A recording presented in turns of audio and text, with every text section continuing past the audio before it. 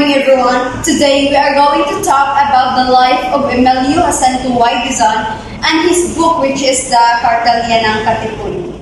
Emilio Y. Dizon was also known as a brains of Katipunan, was a Filipino revolutionary and intellectual who played a crucial role in the fight against the Spanish colonial rule in the Philippines. He was born on December 15, 1875 in Tondo, Manila, Philippines.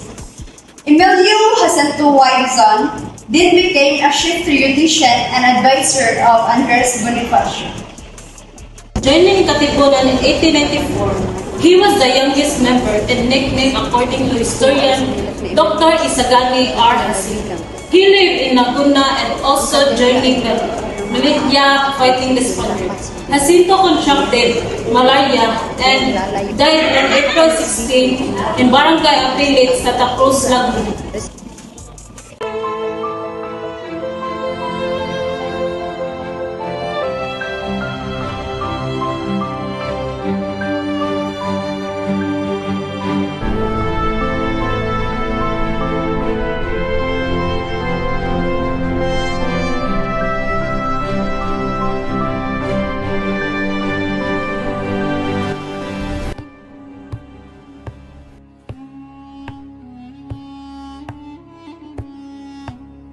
Ang Kartelya ng Katipunan ay isang dokumento na nagsilbing gabay sa mga kasapi ng Katipunan o kataas-taasang kagalang-galangang katipunan ng mga anak ng bayan.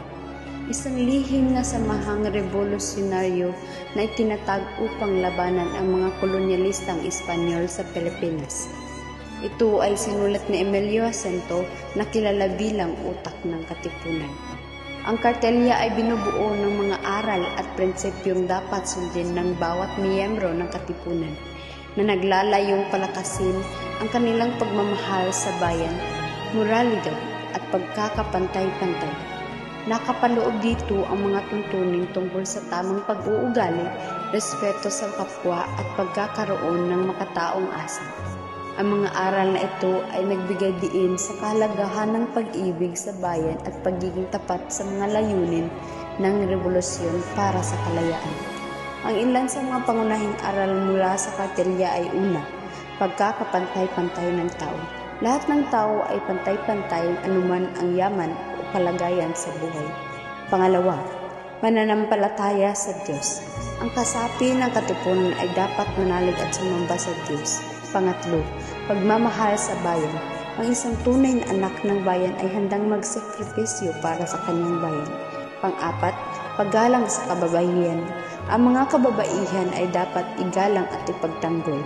Ang kartelya ng Katipunan ay nagbigay ng moral at espiritual na bagay para sa mga revolusyonaryo at patuloy itong itinuturi na mahalagang dokumento sa kasaysayan ng Pilipinas.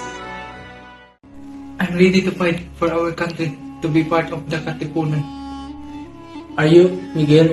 To join the Katipunan is not just to take up arms, but to live in a code of honor. The Kartelya ng Katipunan is more than a list of rules. It is a guide to how Katipunero must live. Do you understand what it means to truly serve a country? Ken? I believe, so it means to fight for our freedom.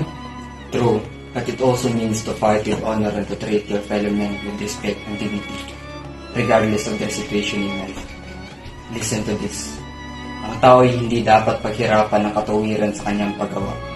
Hindi dapat ipagbili ang kanyang puri. Hindi dapat pakialam sa mga masamang gawa. Katipunan is built on these principles. Each man who joins us live by them. Can you? I will. I swear to live with honor and never betray these principles. Then you are ready. The path we walk is dangerous, but with the light of truth and the principle of the Kartelya, we will not falter. Welcome, Miguel. May you always carry the Kartelya in your heart as to fight for our freedom. Mabuhay ang Kartelya ng Katipunan! Mabuhay!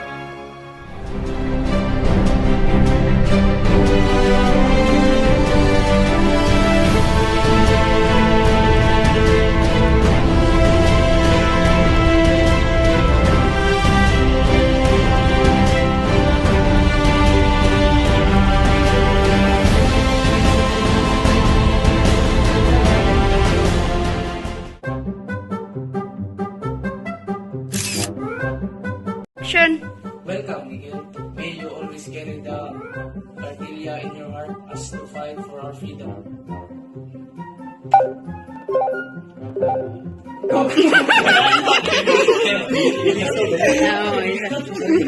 Nakalimot si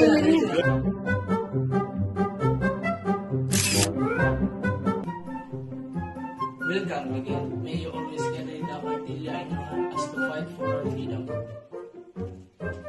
Mabuhay ng Kartilya ng